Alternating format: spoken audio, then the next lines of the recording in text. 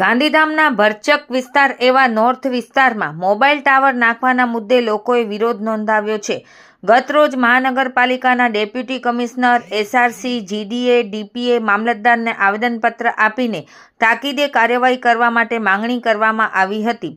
એસડીએક્સ 1-20, ટીસીએક્સ number 1-24, ડીબીઝેડ 1-39ના રહીશો દ્વારા આવેદનપત્રમાં જણાવાયું હતું કે રહેણાંક વિસ્તારમાં રેડિયેશનથી લોકોના સ્વાસ્થ્ય જોખમાય તેમ છે. રહેણાંક વિસ્તારમાં કોમર્શિયલ એક્ટિવિટીથી લોકોને નુકસાન થાય તેમ છે, જેથી ડીબીઝેડ 40 પર લગાવવામાં આવેલ ટાવરની કાર્યવાહી તાત્કાલિક રોકવા અને અન્ય બાંધકામના નિયમની તપાસની પણ માંગણી કરવામાં આવી હતી. આ ઉપરાંત રહેવાસીઓ દ્વારા આક્ષેપો કરવામાં આવ્યા છે કે મોડી રાત્રે અંધારામાં નિયમ વિરુદ્ધ બનેલી બિલ્ડિંગ પર મકાન માલિક રાતોરાત ટાવર લગાવી ચોથા માળે ધાબા પર કામ યુદ્ધના ધોરણે ચાલુ કરાયું છે. એટલું જ નહીં, માત્ર 2 દિવસની અંદર સિમેન્ટ કોન્ક્રીટ નાખી હવે ટાવર ઇન્સ્ટોલેશન કાર્ય પણ લગભગ શરૂ કરાવી દીધું છે.